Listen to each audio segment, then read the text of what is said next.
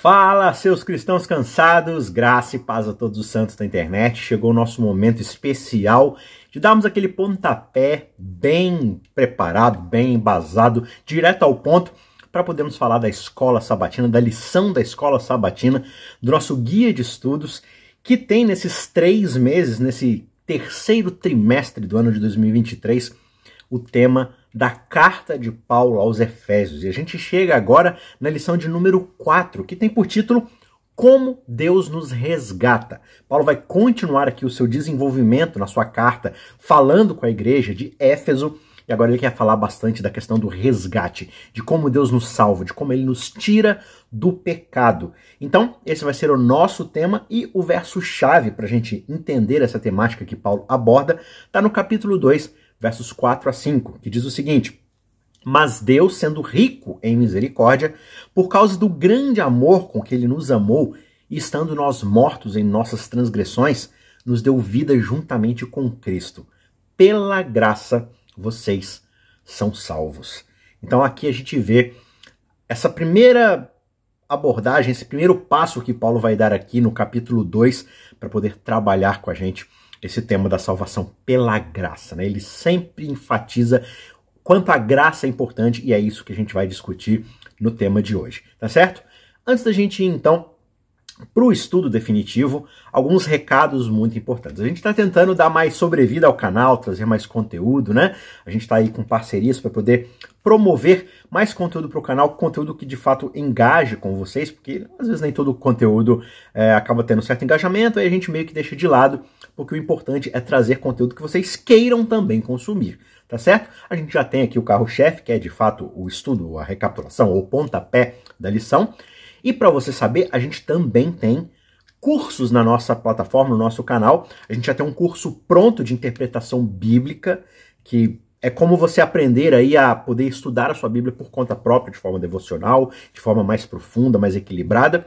E agora a gente está em andamento no nosso curso de teologia bíblica. Parece um nome difícil aí só para quem é da academia, mas isso nada mais é do que um curso da história bíblica da redenção. Como aprender a enxergar a Bíblia como uma história só de Gênesis e Apocalipse que nos leva a Cristo e nos traz a salvação na pessoa de Jesus Cristo.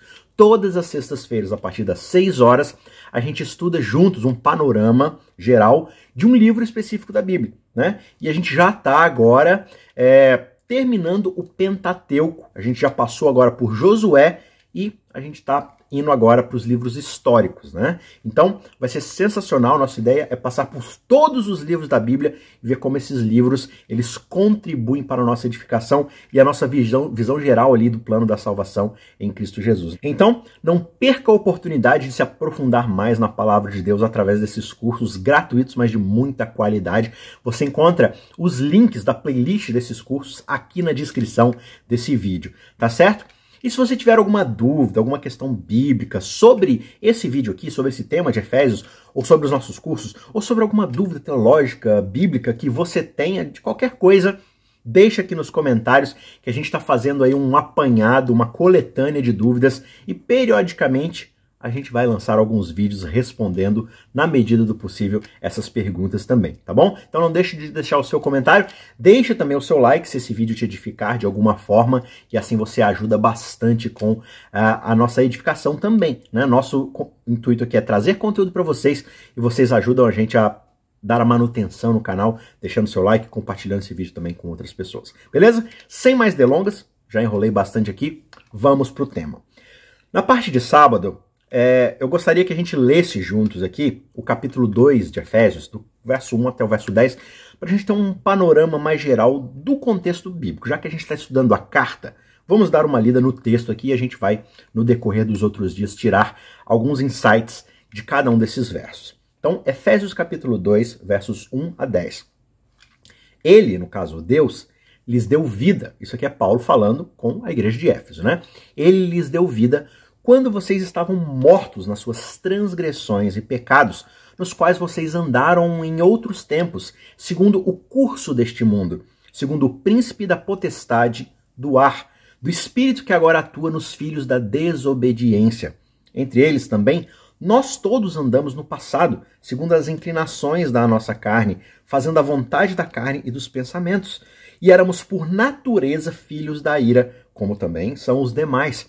Mas Deus, que é rico em misericórdia, por causa do grande amor com que nos amou, e estando nós mortos ainda em nossas transgressões, ele nos deu vida juntamente com Cristo. Pela graça vocês são salvos. E justamente, ou juntamente com ele, nos ressuscitou. E com ele, com Cristo, nos fez assentar nas regiões celestiais em Cristo Jesus. Deus fez isso para mostrar nos tempos que irão vir ainda a suprema riqueza da sua graça, em bondade para conosco, em Cristo Jesus.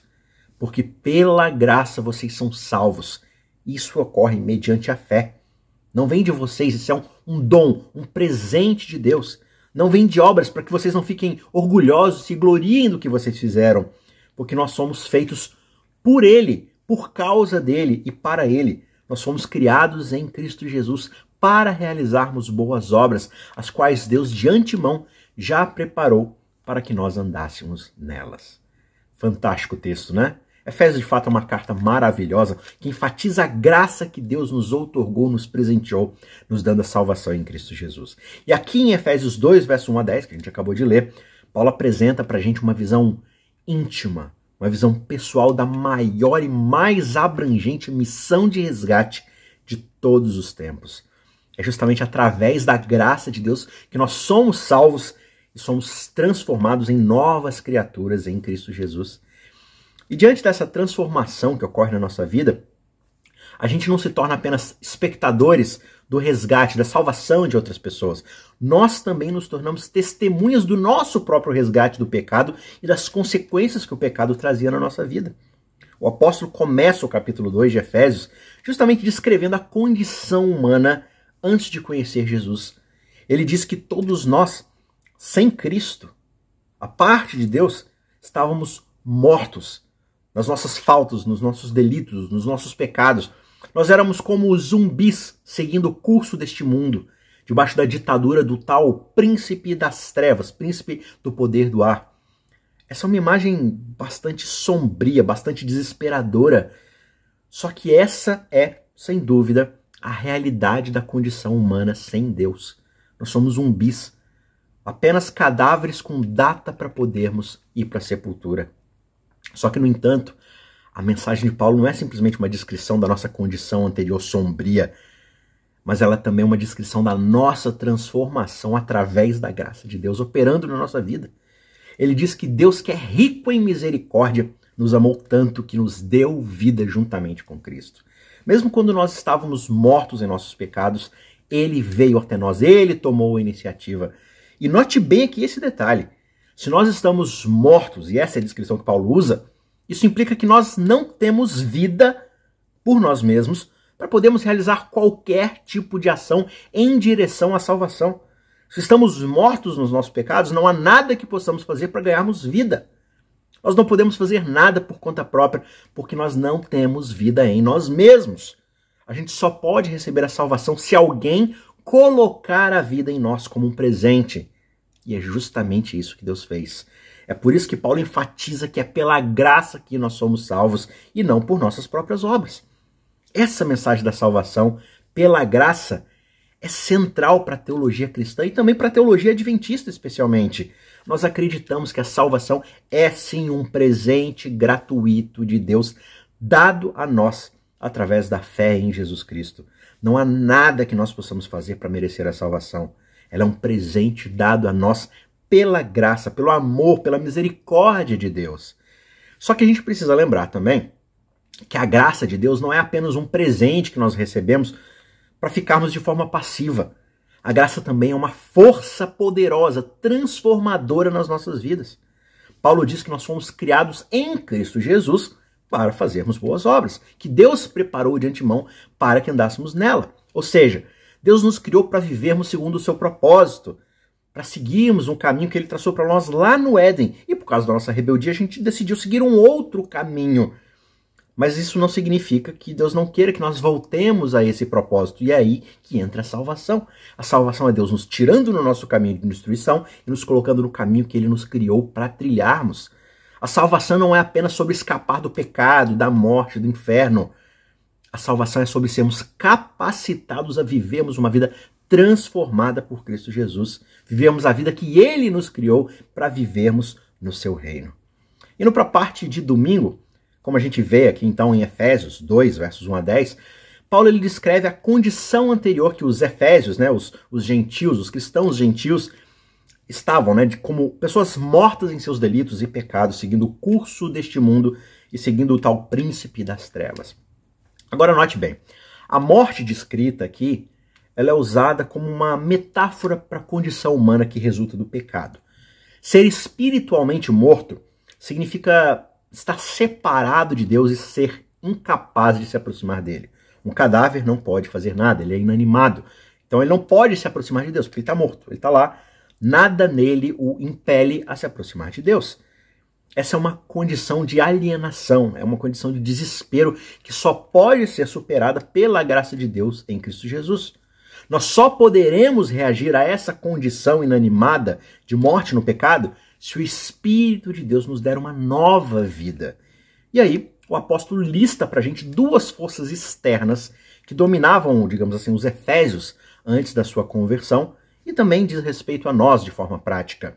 Uma é o curso deste mundo, né, o padrão, a filosofia, o fluxo de pensamento desse mundo rebelde, e a outra é o príncipe das trevas.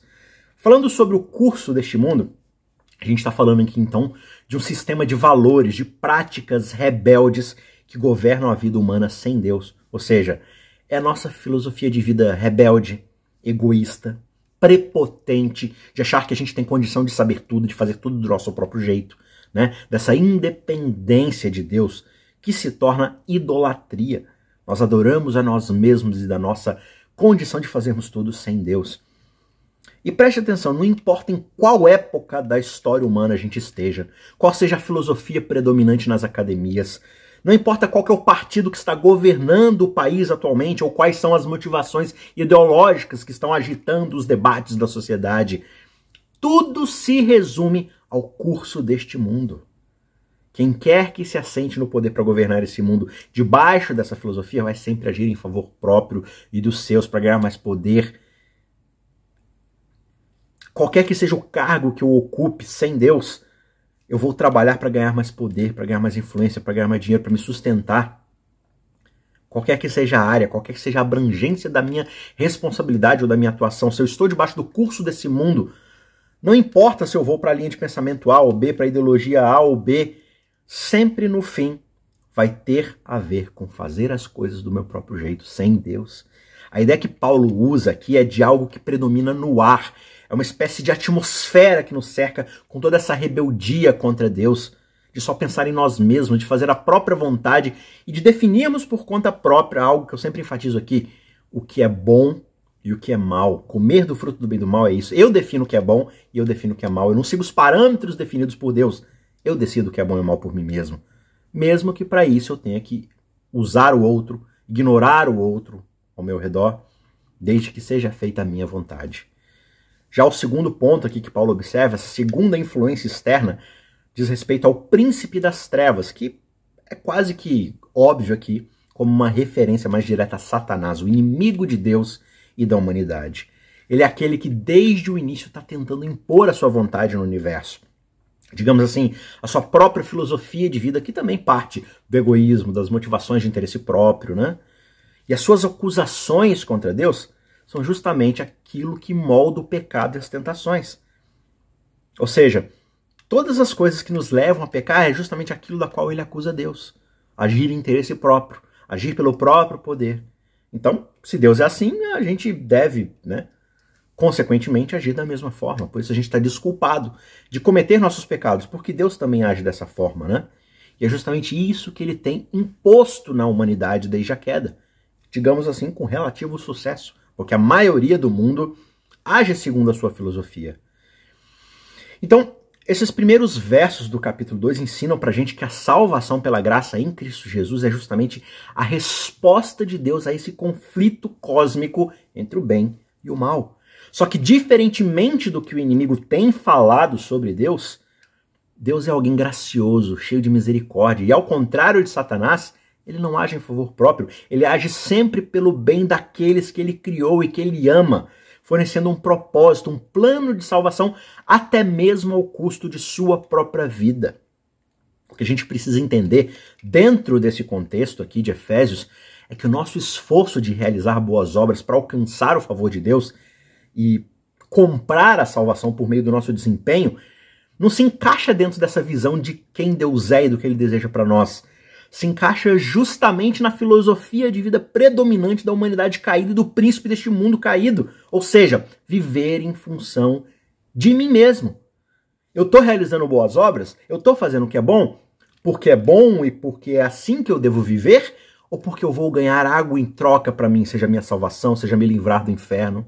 Se a minha motivação para as boas obras é a minha própria salvação, meu amigo, não existe motivo mais egoísta e mais autointeressado do que esse. Eu só obedeço a Deus porque Ele vai me dar algo em troca. Seja esse algo em troca bênçãos ou me livrar da morte eterna. Isso é interesse próprio, não é agir em abnegação. É por isso que é somente através da graça de Deus que nós somos salvos e transformados em novas criaturas em Cristo Jesus, capazes de vivermos uma vida transformada e sim, de fazermos boas obras, mas que não glorifiquem a nós mesmos, mas a Deus, porque Ele é a fonte que nos dá força e nos transforma para realizarmos essas boas obras. Avançando então para a parte de segunda-feira, após falar de Satanás e da atmosfera de rebeldia que paira sobre o mundo caído, aqui em Efésios 2, verso 3, Paulo agora vai mudar um pouco o foco dessas forças externas que operam nas pessoas não convertidas para algumas forças internas que, digamos assim, impulsionam o nosso comportamento de não convertidos. E ele descreve essas duas realidades como os desejos da carne, isso se refere aos desejos e impulsos egoístas que governam a nossa vida, né? A vida das pessoas não convertidas, né? Elas são motivadas pelo desejo de satisfazer suas próprias necessidades e desejos, de agir sem levar em consideração as necessidades dos outros ou a vontade de Deus. Isso não é algo que vem do inimigo de Deus ou que está na atmosfera, simplesmente. Isso é algo que está no nosso coração, na nossa inclinação, na nossa vontade natural. E o outro ponto é a natureza pecaminosa, né? Paulo diz que os efésios eram filhos da ira por natureza. Ou seja, eles já nasceram com essa tendência para o pecado, com essa predisposição para se rebelarem contra Deus. É assim que todos nós somos. Algo dentro dos efésios e dentro de nós nos impulsiona para o mal naturalmente, sem nenhum tipo de esforço. Os efésios estavam separados de Deus desde o nascimento e eles precisavam da graça de Deus para serem salvos através de um novo nascimento, onde eles seriam filiados a Deus. Agora, quando Paulo disse que os efésios eram filhos da ira, ele estava se referindo à condição anterior deles à conversão, antes deles serem convertidos. Ou seja, eles estavam separados de Deus e sob o domínio do pecado e da morte. Todos eles e todos nós, consequentemente, nascemos a partir da condição caída e rebelde de Adão e Eva. Por isso eles e nós também somos incapazes de nos aproximarmos do Criador por causa dos nossos pecados. E por causa disso a gente está sujeito à ira de Deus. Por isso que nós somos filhos naturais da ira. Só que mais uma vez, pela graça de Deus em Cristo Jesus, os efésios e naturalmente nós fomos salvos e transformados em novas criaturas. Como a condenação do pecado não está mais sobre os efésios, a ira de Deus também se afasta deles. Agora eles são filhos de Deus e são herdeiros da vida eterna. E essa mesma promessa, essa mesma condição também está disponível para cada um de nós. Terça-feira, indo para Efésios 2, 4 e 6, nós vemos que Paulo destaca as qualidades de Deus que tornam a salvação possível. E ele começa dizendo que Deus é rico em misericórdia e amor. E é justamente por causa da sua misericórdia e do seu amor que nós somos salvos pela graça em Cristo Jesus. E além disso, Paulo ele diz que Deus é poderoso e capaz de nos ressuscitar com Cristo e nos fazer assentar nos lugares celestiais em Cristo Jesus. É através do poder de Deus que somos transformados em novas criaturas e nos tornamos capazes, sim, de viver uma vida transformada em Cristo Jesus, realizando a sua vontade. Ou seja, não somente Deus nos ama e Ele deseja nos salvar, como Ele é totalmente capaz de realizar essa obra em nós. Ele é capaz de colocar a sua vontade novamente no nosso coração. Uma outra maneira, talvez, de descrever essa metáfora de ir da morte para a vida é essa mudança que ocorre quando a gente sai de um estado de alienação e de desespero para uma nova realidade de comunhão, de esperança. Antes de conhecer a Cristo, a gente estava separado de Deus e por isso nós éramos incapazes de nos aproximarmos dele por causa dos nossos pecados. Como Isaías vai dizer, os nossos pecados fazem separação entre nós e o nosso Deus. Seres pecadores não podem permanecer na presença de um Deus santo, mas através da graça de Deus em Cristo Jesus nós somos reconciliados com Deus e nos tornamos capazes de viver sim em comunhão com Ele.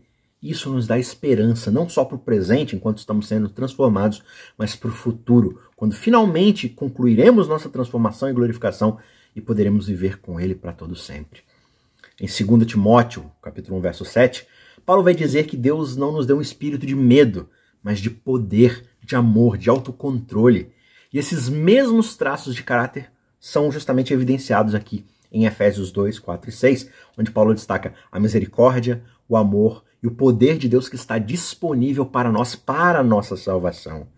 Então, enfatizando mais uma vez, é através da graça de Deus em Cristo Jesus que nós recebemos o poder para vivermos uma vida transformada. E assim nós somos ligados à fonte do verdadeiro amor e da verdadeira vida, onde nós somos habilitados para amar os outros como Cristo nos amou. Ou seja, nós somos habilitados a fazer boas obras não para nossa salvação, para o nosso próprio interesse, mas para fazermos de fato aquilo que Deus nos criou para fazer. Vivermos pelo outro de forma desinteressada, onde cada um ama o seu próximo como ama a si mesmo. E é através do Espírito Santo que nós recebemos esse autocontrole para resistirmos ao pecado e vivermos em obediência a Deus. E não uma obediência que visa o nosso próprio interesse ou recebermos coisas de volta, mas de fato uma obediência desinteressada, porque Ele é de fato o nosso Deus. Quarta-feira, aqui em Efésios 2, verso 7, a gente lê que Paulo escreveu sobre os elementos e objetivos do plano de salvação que Deus planejou para nós, né? Que Deus ofereceu para cada um de nós. E ele vai dizer que Deus nos salvou pela graça em Cristo Jesus, né? Ele fala isso várias e várias vezes, então a gente também tem que repetir, para que isso fique muito claro na nossa cabeça, né? Porque, é repetitivo, só fala da graça, só fala da graça. Mas quando você vai ver nas nossas discussões na igreja, sempre tem um mas, né? Sempre tem algo que eu preciso fazer, sempre tem um jeitinho que eu preciso dar. Isso porque a gente fala demais de graça, imagina se não falasse. Se não falasse de graça, a gente estaria o tempo todo na discussão do que eu posso fazer para Deus me amar mais. Então, mais uma vez, Deus nos salvou pela graça em Cristo Jesus, e Ele fez isso a fim de mostrar, como Paulo vai dizer, a riqueza da sua graça em bondade para conosco em Cristo Jesus. Paulo enfatiza o tempo todo, em Cristo Jesus, em Cristo Jesus.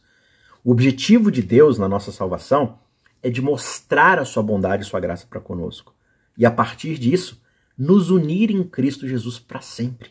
Unir-nos à vida, à videira verdadeira. Ou seja, ao mesmo tempo em que ele conserta os efeitos que a nossa rebelião causou na sua boa criação, ele também desmente todas as acusações de Satanás. Aqui no verso 6, Paulo tem em mente um futuro glorioso para aqueles que estão sendo salvos.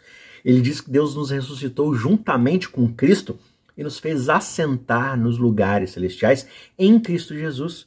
Isso significa que, como crentes, nós participamos da ressurreição, da ascensão e também da exaltação de Cristo. Nós estamos unidos com Ele em sua morte e em sua ressurreição e compartilhamos em sua vitória sobre o pecado e a morte. Isso dá para a gente a esperança de que um dia nós estaremos com Ele no céu, compartilhando de sua glória, vivendo no seu reino como filhos e filhas do Rei de todo o universo. Agora, existem pelo menos 2 outros versos que acrescentam aqui a ideia de que os salvos vão compartilhar a glória, né, com Cristo Jesus, nesse reino que ele vai herdar de Deus.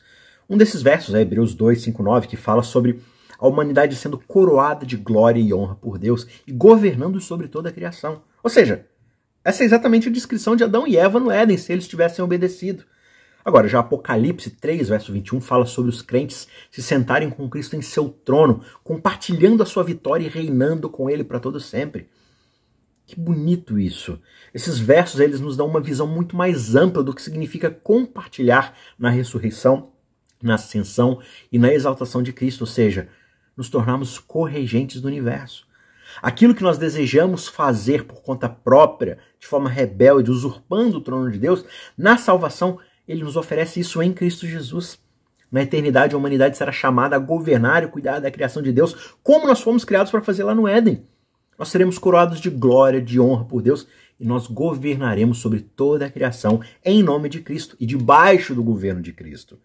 Além disso, nós compartilharemos na glória e no reino de Cristo, sentando com ele em seu próprio trono e reinando com ele para todo sempre. E tudo isso só é possível, mais uma vez, pela graça de Deus em Cristo Jesus, que nos salvou, nos transformou em novas criaturas para podermos fazer boas obras em seu nome. A sua graça não apenas perdoa pecadores rebeldes, mas os transforma em príncipes herdeiros do seu reino. Quinta-feira, indo para os versos 8 a 10, Paulo vai destacar que a salvação, que é um dom de Deus, é concedido pela graça por meio da fé em Cristo Jesus. Você ainda não ouviu isso ainda nessa lição, você ainda não leu isso em Efésios, essa é a primeira vez, né? O tempo todo Paulo quer deixar muito claro, é pela graça de Deus, é um dom de Deus, é um presente. Não se esqueça disso, e se depender de Paulo, se depender da carta dos Efésios, você não vai se esquecer, porque ele sempre vai trazer isso à tona. Por meio da graça, ou concedido pela graça, por meio da fé em Cristo Jesus. E o apóstolo enfatiza que a salvação não é resultado dos nossos próprios esforços, não é resultado do nosso próprio mérito, é um presente de Deus para nós. E ele faz isso para lembrar que nós fomos criados por Deus para fazermos as boas obras que foram preparadas de antemão para que a gente as pratique. Agora, de novo, por que Paulo precisa enfatizar tanto que a salvação vem de Deus e não dos nossos próprios esforços?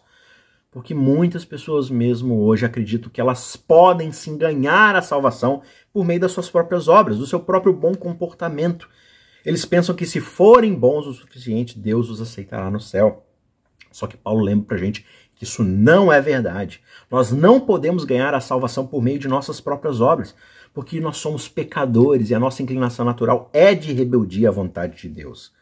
Mesmo quando nós fazemos algo de bom, e isso também é pela influência do Espírito Santo, a gente só está fazendo aquilo que a gente já deveria estar fazendo para começo de conversa. Logo, se eu estou fazendo aquilo que já era minha obrigação, como é que eu posso clamar algum mérito sobre isso? Você trabalha para uma empresa e sua função nessa empresa é fazer A, B e C.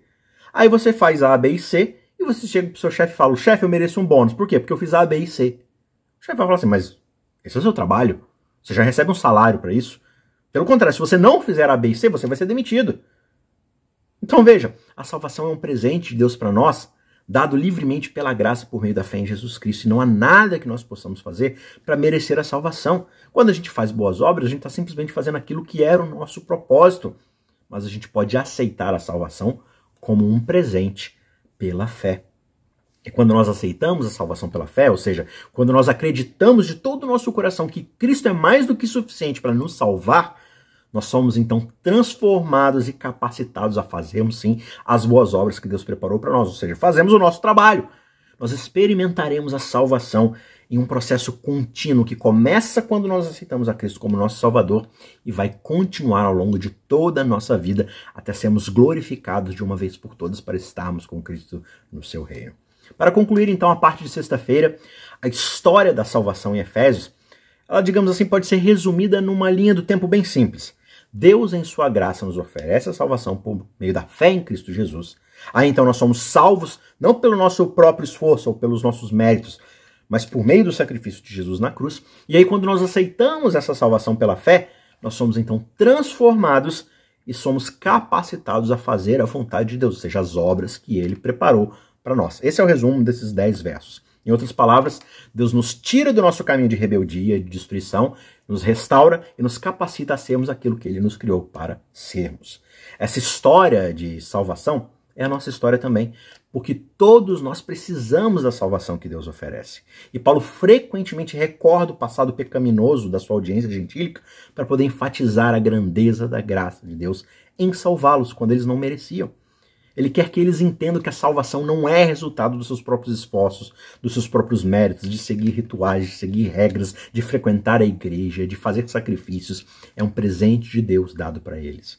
No entanto, é importante a gente lembrar que, embora seja saudável reconhecer os nossos erros do passado, para podermos sermos perdoados por Deus, a gente não deve ficar preso a eles, o tempo todo voltando para eles. Nós devemos viver, sim, no presente, sermos transformados e olhando para o futuro com a esperança de que um dia seremos perfeitamente aquilo que Deus nos criou para sermos. A mensagem do Evangelho, em Efésios 2, 8 a 10, ela é muito parecida com aquela que Paulo vai pregar lá em Romanos 1, 16 e 17. Ambos os textos vão enfatizar que a salvação vem pela fé em Jesus Cristo e não por obras. Aqui em Efésios, Paulo destaca que a salvação é um presente de Deus para nós, enquanto lá em Romanos ele enfatiza que essa justiça de Deus é revelada naquilo que ele chama de Evangelho. Evangelho, o Evangelho é a nossa salvação. Ambos os textos vão enfatizar a importância da fé em Jesus Cristo para a salvação. O justo, ele vai falar lá em Romanos, do início ao fim da sua caminhada, ele viverá pela fé.